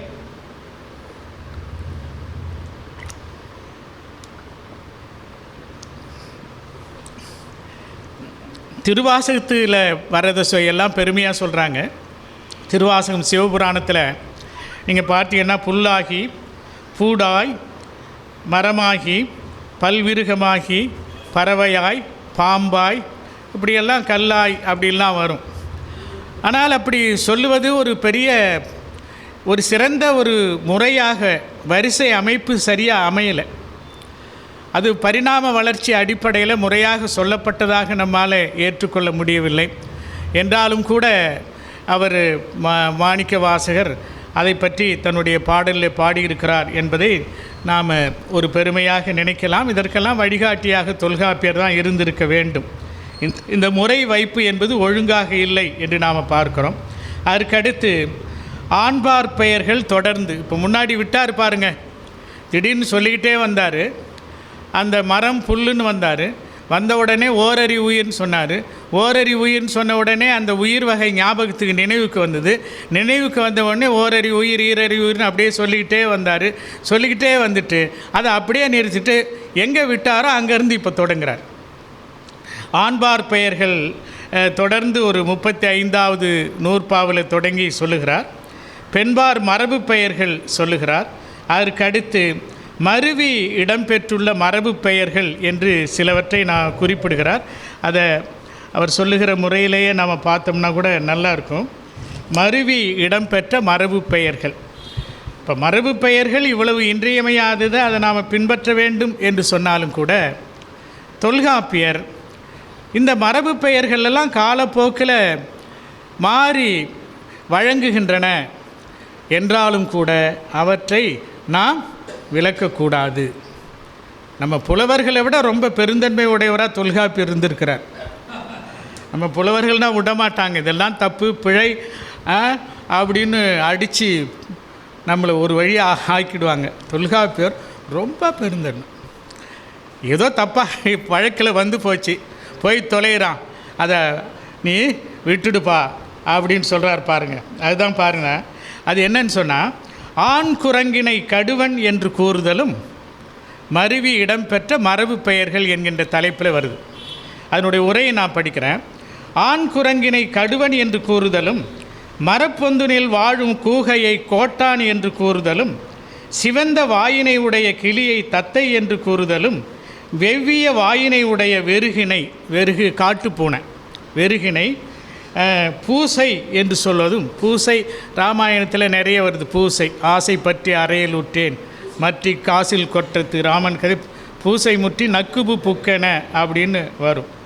பூசை பூனை பூசை என்றும் ஆண் குதிரையை சேவல் என்றும் கூறுதலும், இருளின் நிறம் வாய்ந்த பன்றியை ஏனம் என்று கூறுதலும், எருமை ஏற்றினை கண்டி என்று கூறுதலும் இவ்வாறு உலக வழக்கினுள் மரபு பெயர்களையே இனப்பெயர்களாக ஒன்றுபடுத்தி வழங்கப்படும் அவ்வழக்கு காணப்படுதலால் அவ்வழக்கியல் முறை உணர்ந்தோரால் மேற்குறித்த மரபுகள் விளக்கப்பட மாட்டா என்று அதையும் பெருந்தன்மையோடு நம்முடைய தொல்காப்பியர் அவர்கள் ஏற்றுக்கொண்டு நமக்கு சொல்லியிருக்கிறார்கள் என்பதை நாம் பார்க்கிறோம். எதற்காக இது சொல்லுகிறேன் என்று சொன்னால், தொல்காப்பியர் இலக்கணம் என்பது எல்லாவற்றுக்கும் இடம் கொடுக்கக்கூடிய, ரொம்ப வாய்ப்பு எல்லாருக்கும் கொடுக்கக்கூடிய, அவர்களுடைய கருத்துக்களை ஏற்றுக்கொள்ளக்கூடிய, ரொம்ப பெருந்தன்மை உடையதாக அமைந்திருப்பது ரொம்ப பாராட்டக்கூடிய ஒன்றாக இருக்கிறது அப்படின்னு சொன்னார். அப்புறம் உயர்திணை 4 சாதியும் பற்றிய மரபு 71வது சூத்திரம் நூற்பாவிலிருந்து 85 வரைக்கும் ஒரு 15 நூற்பாக்கள். இதில் பார்த்தீங்கன்னா உயர்திணை 4 சாதியும் பற்றிய மரபு சொல்லுகிறார். அதில் அந்தனர்க்கு உரியவை நூலே கரகம் முக்கோல் மனையே ஆயும் காலை அந்தனர்க்கு உரியது அரசருக்கு செங்கோல் அது இதெல்லாம், அப்புறம் வணிகர்களுக்கு தராசு, அப்புறம் வேளாண் மாந்தருக்கு அந்த உழவு கருவி இதெல்லாம் உரியது என்றெல்லாம் சொல்லிக்கொண்டே வருகிறார். அப்படி சொல்லிக்கொண்டே வருகிற பொழுது இதை பற்றிய நம்முடைய உரையாசிரியர் சொல்லுகிற விளக்கம் என்பது ரொம்ப முக்கியமானது. அதை உங்களிடத்தில் படித்து காட்ட வேண்டும் என்று நான் நினைக்கிறேன். அந்த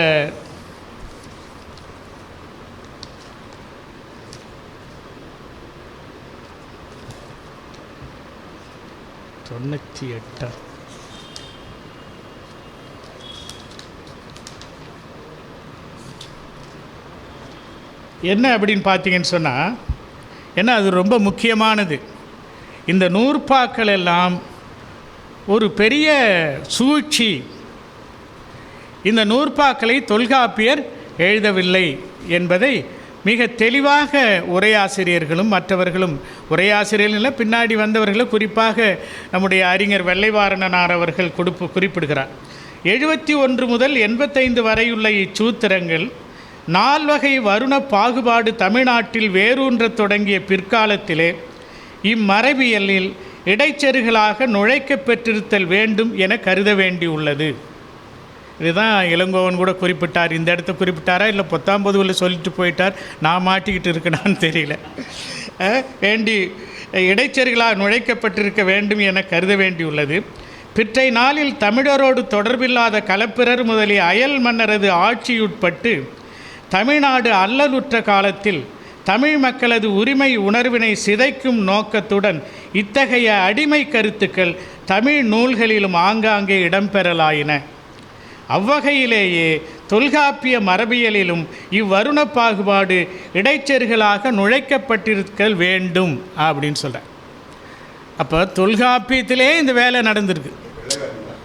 ஆமாம், வெள்ளைவாரணருடைய இது எல்லா சேனாவரையர், இளம்பூரணர், நச்சினார்க்கினியர் எல்லாருடைய உரையும் தொகுத்து ஆய்ந்து சொல்லியிருக்கக்கூடிய ஒரு உரை வளம். அதனால் அவருடைய கருத்து என்பது ஒரு முடிந்த முடிவாக ஏற்றுக்கொள்ளக்கூடிய ஒரு கருத்து. அவர் வருண பாகுபாடு தமிழகத்தில் வேரூன்றிய காலத்தில் வாழ்ந்தவர்கள் இளம்பூரணர், பேராசிரியர், நச்சினார்க்கினியர் முதலே உரையாசிரியர்கள். ஆதலால் மரபியலின் இடையிலும் கடையிலும் பிற்காலத்தில் சேர்க்கப்பட்ட சூத்திரங்களையும் தொல்காப்பியர் வாய்மொழியாகவே எண்ணி உரை எழுதியுள்ளார்கள். இவங்க ரொம்ப பின்னாடி வந்தவங்க உரையாசிரியர். ஆனால் நம்முடைய தொல்காப்பியருடைய நூற்பாக்கில் இடைச்செருகல் அவங்களுக்கு முன்னாடியே நடந்து போச்சு. தொல்காப்பியர் காலத்தில் இல்லாத, அவர் குறிப்பிடாத, அவர் விரும்பாத இந்த 4 வருண பாகுபாட்டு செய்திகளை எல்லாம் தொல்காப்பியருக்கு பின்னாடியே அதில் ஒரு சூழ்ச்சி செய்து சேர்த்து விட்டார். அதுக்கு இன்னும் பின்னாடி வந்த உரையாசிரியர்கள் இதுவும் தொல்காப்பியர் எழுதியதான்னு நினச்சிக்கிட்டு அதுக்கு சேர்த்து உரை எழுதினாங்களே தவிர அந்த நூற்பாக்கள் தொல்காப்பியர் எழுதியவை அல்ல என்று குறிப்பிடுகிறார் என்பதை உங்களிடத்திலே நான் பதிவு செய்ய விரும்புகிறேன். அதற்கு அடுத்தபடியாக அதான் சொல்கிறார், அந்த அந்தனருக்கு சொல்கிறார் பாருங்கள், நூலே கரகம் முக்கோல் மனையே ஆயுங்காலை அந்தனருக்கு உரிய, இப்படியே சொல்லிவிட்டு அந்தனருக்கு உரியது இது, அரசருக்கு உரியது இது, வணிகருக்கு உரியது இது, வேளாண் மாந்தர்களுக்கு உரியது இது, அதிலேயும் இழிந்தவர்களாக இருக்கிறவர்களுக்கு இப்படி உரியது என்றெல்லாம் சொல்லுகிற அந்த செய்திகள் எல்லாம் தொல்காப்பியரால் படைக்கப்பெற்றவை அல்ல என்று மிக சிறப்பாக குறிப்பிடுகிறார். அதற்கு அடுத்து ஒரு பெயரோட நாம் வெறுமனே ஒருத்தர் பெயரை சொல்கிறதில்ல, அக்கால வழக்கு அதை சொல்கிறார் பாருங்கள். ஊர் பெயர் கருவி சேர்த்து சொல்லப்படுகிற வழக்கம் அக்காலத்திலே உண்டு. ஒருத்தர் பெயர்னு சொன்னால் நாம் ஏனிச்சேரி முடமோசியார், கணியன் பூங்குன்றன், இல்லை மதுரை கூலவாணிகன் சீத்தலை சாத்தன் என்றெல்லாம் சொல்லுகிற வழக்கு, அதை பற்றி சொல்லுகிறார். ஊரும் பெயரும் உடைத்தொழிற் கருவியும் யாரும் சார்த்தி அவையவை பெருமே, அந்த பெயரையெல்லாம் சேர்த்து சொல்லுகிற ஒரு வழக்கு அக்காலத்திலே உண்டு என்பதை மிக அற்புதமாக நமக்கு சொல்லி காட்டுகிறார். அதில் சில எடுத்துக்காட்டுகள்லாம் பார்த்தீங்கன்னு சொன்னால், உறையூர் ஏனிச்சேரி முடமோசி, பெருங்குன்றூர் பெருங்கௌசிகன், கடியலூர் உருத்திரன் கண்ணன், இதுபோல் அந்தனர்க்கும், உறையூர் சோழன் மதுரை பாண்டியன் என்பன அரசர்க்கும், காவிரி பூம்பண்டினத்து காரிக்கண்ணன் மதுரை அறுவை வாணிகன் இளவேட்டன் என்பன வணிகர்க்கும், அம்பர்கிழான் நாகன் வல்லங்கிழான் மாறன் என்பன வேளாளர்களுக்கும் உரிய மரபு சொற்களாக குறிப்பிடப்படுவதை நம்முடைய உரையாசிரியர்கள் எடுத்து சொல்லியிருக்கிறார். அதற்கு அடுத்து ஒரு முக்கியமான ஒரு நூற்பா என்ன என்று சொன்னால், நமக்கெல்லாம் ரொம்ப நாம் பின்பற்ற வேண்டியது, இதோ தொல்காப்பியர் ஒரு இலக்கணம் சொன்னார்னு அப்படி நினைக்கவே முடியலைங்க. தொல்காப்பியருடைய அந்த கருத்தை படிக்கும்போது ஒரு மொழியினுடைய அமைப்பை சொல்லுகிற ஒரு இலக்கணமாக அது இல்லை. சமூக பழக்க வழக்கங்களை, சமூகம் சார்ந்த செய்திகளை எல்லாம் நிறைய சொல்லுது. இது ஒரு இன்றைக்கெல்லாம் மறு வாசிப்புன்னு சொல்கிறாங்களே, அது மாதிரி ஒரு மேல் பார்வை, மறு பார்வை தொல்காப்பியத்தில் செய்யக்கூடிய அறிஞர் பெருமக்கள் உங்களை போன்றவர்கள் தான் அதை முயற்சி எடுக்க வேண்டும். நான்லாம் சும்மா அப்படி பேசிட்டு போகிறவன் தானே தவிர எனக்கு உங்கள் அறிவுக்கெல்லாம் ஒரு ஆழ்ந்த அறிவு கிடையாது. நீங்கள் அதில் இன்னும் நிறைய சிந்தித்து அவற்றில் புதிய கருத்துக்களை எல்லாம் வழங்க வேண்டும். படித்ததையே படித்து அதில் நாம் சிந்தித்தாலே சரியான ஒரு கருத்துக்கள் நமக்கு புலப்படும் என்று தெரிகிறது. அப்புறம் சொல்லுகிற பொழுது, தலைமை குணச்சொலும் தத்தமக்கு உரியதோர் நிலைமைக்கேற்ப நிகழ்த்துபை என்ப. தலைமை குணச்சொலும் ஒருத்தரை பாராட்டி சொல்லக்கூடிய அந்த பட்டங்கள், ஒருத்தரை பாராட்டி பேசக்கூடிய, பெருமையாக சொல்லக்கூடிய அந்த சொற்களை எல்லாம் நாம் சொல்லுகிற பொழுது, நாம் அவர்கிட்ட ஏதாவது நமக்கு காரியம் நடக்கணுன்றதுக்காக நாம் அவர்கிட்ட இல்லாததெல்லாம் சொல்கிறோம். கொஞ்சம் கூட அதுக்கு ஒரு எல்லையே கிடையாது, ரொம்ப வரையறையில்லாமலே சொல்கிறோம். தொல்காப்பியர் ரொம்ப அற்புதமாக இதை சொன்னார். அப்படி சொல்லுகிற பொழுது பாருங்கள், எனவே உலகியலில் ஒருவர் பெற்றுள்ள சிறப்பு நிலைகளுக்கு மேல், அதற்கு மேல் அவரை அளவு கடந்து உயர்த்தி கூறுதலும், அளவில்லாமல் உயர்த்தி கூறுறது. இன்றைக்கி நாம் அதை தெரிஞ்சுக்க வேண்டிய ஒரு முக்கியமான ஒரு கருத்து. ஒருத்தரை அளவில்லாமல் உயர்த்தி சொல்லு, அதுவும் அரசியலில் பார்த்தீங்கன்னு சொன்னால் அது எல்லை கடந்து போகிறத பார்க்குறோம். அளவில்லாமல் உயர்த்தி கூறுதலும், ஒருவருடைய குற்றங்களை கூறுங்கால் அவரை வரம்பு கடந்து இழித்து கூறுதலும், அவனை நாயை விட கேவலமாக அவனை சொல்கிறது, இழித்து கூறுதலும், பொருத்தமுடையன ஆகா என்று இந்த நூற்பாவுக்கு சொல்கிறார். வழக்கெனப்படுவ உயர்ந்தோர் மேற்றே அது அல்ல, தலைமை குணச்சொலும் தத்தமுக்கு உரியதோர் நிலைமைக்கேற்ப நிகழ்த்துவை என்ப. இதற்கு சான்றாக எந்த பாடலை எடுத்து காட்டுகிறார்கள் என்று சொன்னால், கணியன் பூங்குன்றன் அவர்கள் எழுதியிருக்கக்கூடிய பாடலை எடுத்து காட்டுறார் உரையாசிரியர். பெரியோரை வியத்தலும் இளமே, சிறியோரை இகழ்தல் அதனினும் இளமே என்று சொல்லியிருக்கிறார். இப்படி சொன்ன பிறகும் நாம் அதை தூக்கி குப்பையில் போட்டோம். பெரியவனாக இருந்தால் அவன் அப்படியே வானலாக புகழ்ந்து தூக்கி வைக்கிறோம். அற்பனா எளியவனாக இருந்தால் அவனை வரம்பு மீறி இகழ்ந்து பேசுகிறோம். இது ஒரு பெரிய தீய பழக்கம் என்பதை தொல்காப்பியர் நமக்கு எடுத்து சொல்லியிருக்கிறார். அதனை நம்முடைய கணியன் பூங்குன்றனார் அவர்கள் கூட பாடியிருக்கிறார் என்பதை இந்த இடத்துல உரையாசிரியர்கள் எடுத்து காட்டுகிறார். அதற்கு அடுத்து அந்த ஓரறிவு புல் மரம் என்று வருகிற பொழுது அப்புறம் அதுக்கு வந்துடுறார். புறக்காழனவே புல்லெனப்படுமே. காழ் என்று சொன்னால் உறுதி, வைரம்னு சொல்கிறோம், உறுதின்னு சொல்கிறோம். காழ் என்று சொன்னால் விதை என்கின்ற பொருளை கூட பயன்படுத்துகிறார்கள். காமத்து காழில் கனி, திருவள்ளுவர் சொல்கிறார். காமத்து காழில் கனி. ஒரு பெண் தான் விரும்புகிறவனை மணப்பதை விட தன்னை விரும்புகிறவனை மணக்கிறாள் என்று சொன்னால் அவளுடைய வாழ்க்கை காழில் கனி, சீட்லெஸ் ஃப்ரூட்டுன்றான் பாருங்கள், விதை இல்லாத பழம். அந்த மாதிரி மகிழ்ச்சிக்கு உரியதாக இருக்கும் என்பதைப் போல திருவள்ளுவர் சொல்லுவார். இந்த இடத்துல சொல்கிறார் பாருங்கள், புறக்காழனவே புல்லெனப்படுமே. புல் வகை, புல்லுன்னா புல்லு தான் நினச்சிக்கூடாது, புல் வகை, மூங்கில், தென்னை மரம், பனை மரம், இதெல்லாம் பார்த்திங்கன்னா வெளியில் வைரம் உடையதாக இருக்கும், உள்ளே உறுதி இல்லாமல் இருக்கும். அதை புறக்காழனவே புல்லெனப்படுமே, அகக்காழனவே மரமெனப்படுமே. உள்ளுக்குள்ள வைரமாக இருப்பது, உறுதியாக இருப்பவைகளெல்லாம் மரம் என்று சொன்னார். புறக்காழனவே புல்லெனப்படுமே, அகக்காழனவே மரம் எனப்படுமே என்று சொல்லி அதற்கு பிறகு புல்லினுடைய உறுப்புகள்லாம் சொல்கிறாரு அடுத்த நூற்பாவில். அதற்கு அடுத்த நூற்பாவில் மரத்தினுடைய உறுப்புகள், செதில், பட்டை, அது இதெல்லாம் நிறைய சொல்லிட்டு வரார். அதற்கடுத்து உலக வழக்கு. வழக்கு நான் கூட சொன்னேன், தொல்காப்பியர் மரபு என்பதற்கு வழக்கு என்கின்ற பொருளை கையாளுகிறார் என்று நான் குறிப்பிட்டேன். வழக்கு, வழக்கெனப்படுவது உயர்ந்தோர் மேற்றே நிகழ்ச்சி அவர்கட்டு ஆகலான. உயர்ந்தோர்களுடைய வழக்கு தான், அவர்கள் சொல்லுகிற எழுதுகிற மொழிதான் மரபு தவிர மற்ற பெரும்பான்மையாக இருக்கிறார்கள் என்பதற்காக அவர்களுடைய வழக்கையெல்லாம் நாம் ஒரு எடுத்துக்காட்டாக எடுத்துக்கொள்ளக்கூடாது என்று மிக தெளிவாக சொல்லியிருக்கிறார். இதை கூட நான் உங்களிடத்தில் முன்பே சொல்லி எடுத்து காட்டியிருக்கிறேன். அதை பற்றி சொல்லுகிற பொழுது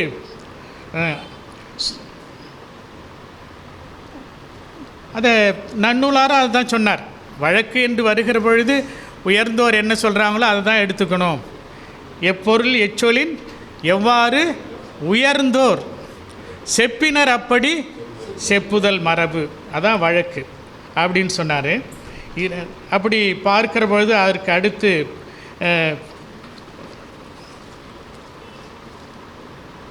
நூலின் மரபு, சரியாக நேரத்தில் முடிச்சிடுறேன். நூலின் மரபு என்கின்ற பகுதிக்கு வந்துகிறார். நூலின் மரபு அப்படின்னு சொன்னால் நூல் செய்யக்கூடிய அறிஞர்கள் எப்படி அந்த நூலினை படைக்க வேண்டும் என்பதற்கான செய்திகளை எல்லாம் இதில் தொகுத்து சொல்லுகிற பொழுது நூலின் மரபு என்று வருகிறார். மரபு நிலை திரியா மாட்சியவாகி, அங்கே அப்பப்போ இந்த மரபு மாறக்கூடாதுன்னு அங்கங்கே நினைவுபடுத்திக்கிட்டே வரார். மரபு நிலை திரியா மாட்சியவாகி உரைபடு நூல் தாம் இருவகை நிலைய. அந்த நூல் 2 வகை. முதலும் வழியுமென நுதலிய நெறியின அப்படின்னு சொன்னார். முதல் நூல், வழி நூல் அப்படின்னு சொல்லிட்டு சொல்கிறோம். அந்த முதல் நூல்னால் என்ன என்பதை அடுத்து விளக்குகிற பொழுது, வினையின் நீங்கி விளங்கிய அறிவின் முனைவன் கண்டது முதல் நூலாகும். அப்போ இந்த முனைவன் என்று வருகிற பொழுது சான்றோர்கள், அறிஞர்கள் அப்படின்னும், முனைவன் என்று வருகிற பொழுது கடவுள் அப்படின்னும், முனைவன் கண்டது முதல் நூல் என்று வருகிற பொழுது அகத்தியர் என்றும் பல்வேறு விதமான கருத்துக்களை உரையாசிரியர் கையாண்டிருக்கிறார்கள் என்றாலும் கூட முனைவன் என்பது அறிஞர்கள், சான்றோர்கள் என்று கொள்ள வேண்டும் என்பதை நாம் பார்க்கிறோம். வழிநூல் என்று வந்தால் வழிநூல், வழி எனப்படுவது அதன் வழித்தாகும். வழிநூல் என்பது முதல் நூலை ஒட்டி எழுதப்படுவது என்று சொன்னார். வழி எனப்படுவது அதன் வழித்தாகும். வழியின் நெறியே 4 வகைத்தாகும். வழிநூல் அப்படி நாம் எழுதுகிற பொழுது அது 4 வகையாக அமையும் என்று சொன்னார். வழியின் நெறியே 4 வகைத்தாகும். அது என்னன்னு சொன்னால் தொகுத்தல், விரித்தல், தொகை விரி, மொழிபெயர்த்து அதற்பட யாத்தலோடு அணை மரபினவே என்று சொன்னார். தொகுத்தல், விரித்தல், தொகை விரி, மொழிபெயர்ப்பு என்று 4 வகையாக அந்த நூல் அமையும் என்று சொன்னார். அதற்பட யாத்தலோடு அணை மரபினவே என்று சொன்னார். அதற்கடுத்து நூலின் இலக்கணம் என்று வருகிற பொழுது, ஒத்த சூத்திரம் உரைப்பிற்காண்டிகை மெய்வட கிளந்த வகையதாகி ஈரைங் குற்றமும் இன்றி நேரிதின் 32 வகை உத்தியோடு புணரின் நூலென மொழிப நுணங்கு மொழி புலவர். இதெல்லாம் இதுதான் நூல் என்று சொல்லி சிறந்த கற்றறிந்த சான்றோர்கள் சொல்லுவார்கள் என்று சொல்கிறார். எல்லாமே தொல்காப்பியர் சொல்லுவது எல்லாமே அவர் காலத்தில் இருந்ததை அப்படியே எடுத்து நம்மகிட்ட சொல்கிறார். அவராக எதையும் கண்டுபிடித்து சொல்லுவதாக அவர் சொல்லலை. அவருக்கு முன்னாடியே எல்லாம் இருக்குது. அந்த இருப்பதையெல்லாம் நமக்கு அழகாக தொகுத்து வகுத்து சொல்லுகிறார். அதை ஒவ்வொரு நூற்பாவிலேயும் நமக்கு நினைவூட்டுகிறார் என்கின்ற செய்தியை நாம் பார்க்கிறோம்.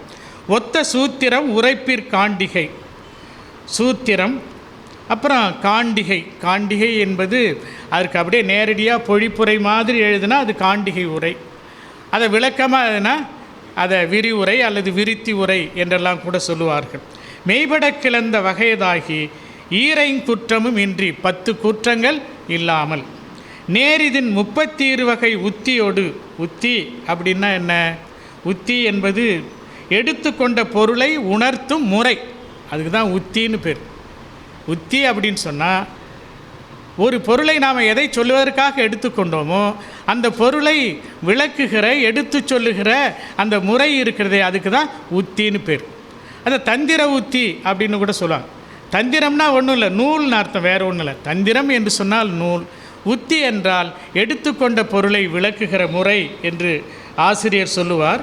32 வகை உத்தியோடு புணரின் நூலென மொழிப நுணங்கு மொழி புலவர் என்று சொல்லி ஒரு நூலினுடைய உறுப்புகளை சொல்லுகிறார். அதில் சூத்திரம் என்று சொன்னால் என்ன என்று சொல்லி ரொம்ப அது முக்கியமானது ஒன்று. சூத்திரம், சூத்திரம்ன்றதை நாம் தமிழில் நூற்பா அப்படின்னு சொல்லிகிட்டு இருக்கோம். சூத்திரம் என்று சொன்னால் அது ரொம்ப முக்கியமானது, ரொம்ப செறிவாக நுட்பமாக இருக்க வேண்டும். அதனால் அதை பற்றி சொல்லுகிற பொழுது நூல் உறுப்பாகிய சூத்திரம் ஆமாறு உணர்த்துகின்றது. நூல் உறுப்பாகிய சூத்திரம், சூத்திரம் என்பது ஒரு நூலினுடைய உறுப்புன்னு சொல்கிறார். மேற்கூறப்பட்ட தொகுத்தல் விரித்தல் தொகை விரி மொழிபெயர்ப்பு என்னும் 4 வகையினும் கூறப்பட்ட பொருளோடு சிலை எழுத்தினால் வளவலன்னு இருக்கக்கூடாது, ரொம்ப சுருக்கமாக இருக்கும்.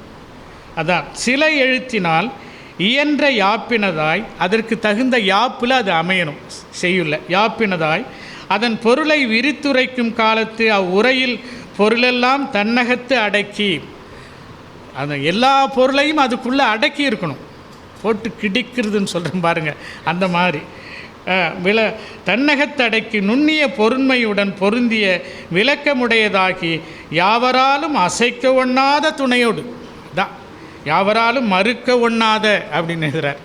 யாவராலும் அசைக்க ஒண்ணாத துணையோடு பொருந்தி அளவினது என அளக்க ஒண்ணாத அரிய பொருள்களை உடையதாகி பல வகையாலும் பயனை ஆய்ந்து தெளிதற்கு கருவியாய் விளங்குவது சூத்திரத்தின் இலக்கணமாகும் என்று சொல்ல. இப்போ ஏதோ சூத்திரம்னா சாதாரணமாக நம்ம நினச்சிட்டு போகக்கூடாது.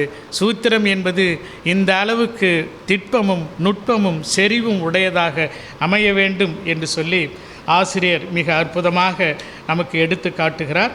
அதற்கடுத்து குற்றம் 10 சொல்கிறாரு.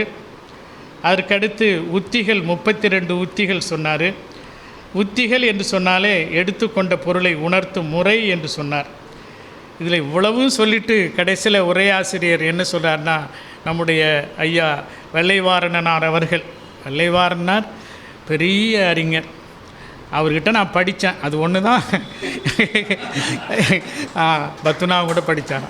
வெள்ளைவாரணனார், வாசுவ மாணிக்கம் போன்ற பெரிய பெரிய அறிஞர்கள்கிட்டலாம் படித்தோம். அதுதான் சொல்லிக்க முடியுமே தவிர படித்ததுக்கான அடையாளம் ஒன்றும் கிடையாது. நம்ம புலமையிலையோ பேச்சிலையோ அதுக்கான எந்த விதமான அறிகுறியும் இல்லை. படித்தோம், அதை பெருமையாக சொல்லுவோம். அதுவும் உங்ககிட்ட சொன்னால் நீங்கள் பெருமையாக நினைப்பீங்க.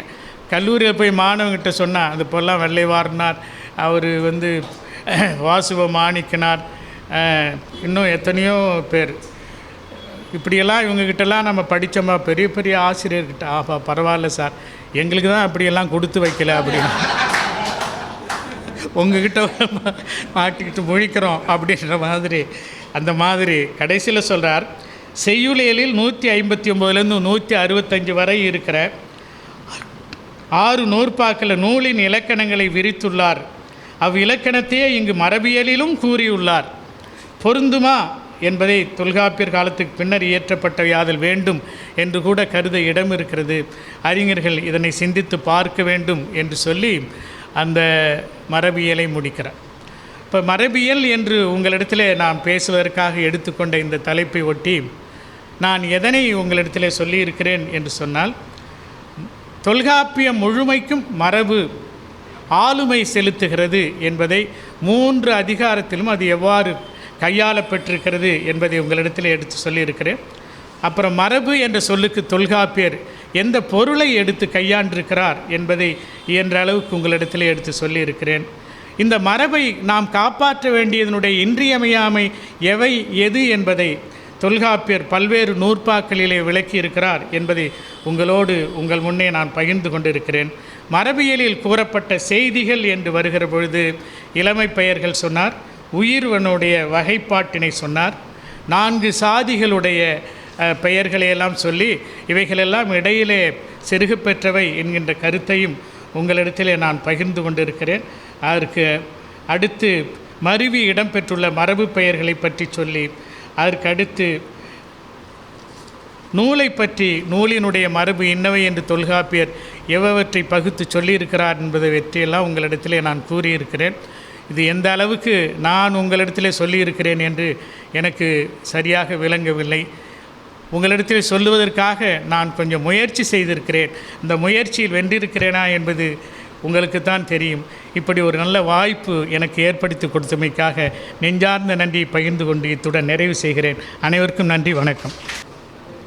தொல்காப்பியம் மரபியல் பகுதியை பேராசிரியர் ராச குழந்தைவேலனார் அவர்கள் எவ்வாறு கல்லூரியிலே பல்கலைக்கழகத்திலே ஒரு பேராசிரியர் மாணவர்களுக்கு பாடம் எடுக்க வேண்டுமோ அந்த முறையில் இந்த செய்திகளையெல்லாம் சொல்லப்போகிறேன் என்று முன்னாடி ஒரு முன்னுரையை தந்தார்கள்.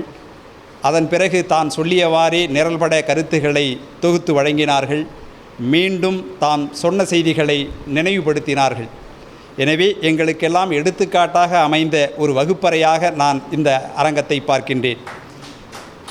அத்தகு பெருமைக்குரிய பேராசிரியர் அவர்கள் எங்களுடைய அன்பான அழைப்பை ஏற்று வருகை தந்து மிகச்சிறந்த ஒரு பொழிவை வழங்கியிருக்கின்றார்கள். இந்த பொழிவு ஒரு முன்மாதிரியான பொழிவு என்று இந்த அறிஞர் அவைக்கு நான் நினைவுபடுத்த கடமைப்பட்டிருக்கின்றேன். இந்த பொழிவு நாளை உலகம் முழுவதும் இருக்கக்கூடிய தமிழர்களுக்கு பார்வைக்கு கிடைக்கும்.